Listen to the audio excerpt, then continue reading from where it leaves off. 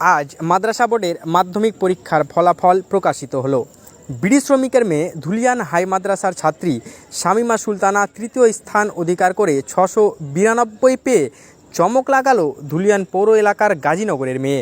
খুশির হাওয়া পরিবারসহ গাজীনগর জুড়ে। শামীমা ছোটবেলা থেকে মেধাবী ছাত্রী ছিল। সে আমাদের জানায় তার বিদ্যালয়ের শিক্ষক শিক্ষিকা সকলে তাকে পড়াশোনায় যথেষ্ট সাহায্য করত। শামীমা পড়াশোনার সাথে গল্পের বই পড়তে ভালোবাসত ও পড়ার ফাঁকেই বিড়ি বেঁধে মায়ের কাজ এগিয়ে দিত। তার প্রিয় বিষয় হচ্ছে বায়োলজি। আগামী দিনে সে ডাক্তার হতে চায় বলে আমাদের জানায়। শামীমার বাবা পেশায় একজন দর্জি ও মা বিড়ি শ্রমিক। আরও কি জানালো আমাদের শামীমা ও তার বাবা মা, চলুন শুনে নেব। ব্যুরো রিপোর্ট, টি নিউজ বাংলা। ধুলিয়ার হাই মাদ্রাসায় তুমি থার্ড হয়েছো, কেমন লাগছে? আচ্ছা আচ্ছা আচ্ছা আর আচ্ছা আচ্ছা তো হুম আচ্ছা জি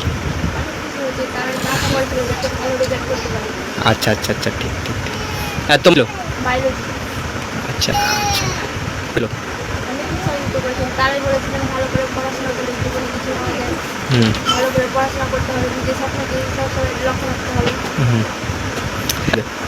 তাদের হচ্ছে সেই বার্তা যে তারা যেন শিক্ষকের অনুমতি ছাড়া, শিক্ষকের অনুমতি নিয়ে ভালোভাবে পড়াশোনা করে, নিজের স্বপ্ন লক্ষ্য রেখে ভালোভাবে পড়াশোনা করে, সবাই যাতে পড়াশোনার মন নেই।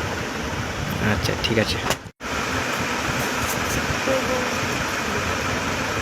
করতে চাই, আচ্ছা কিছু টাকার অভাব। আচ্ছা আর এসছিল, আচ্ছা কি বললেন তারা? তারা উৎসাহ দিয়ে গেল। আচ্ছা ঠিক আছে, সবাই খুশি। আচ্ছা ঠিক আছে।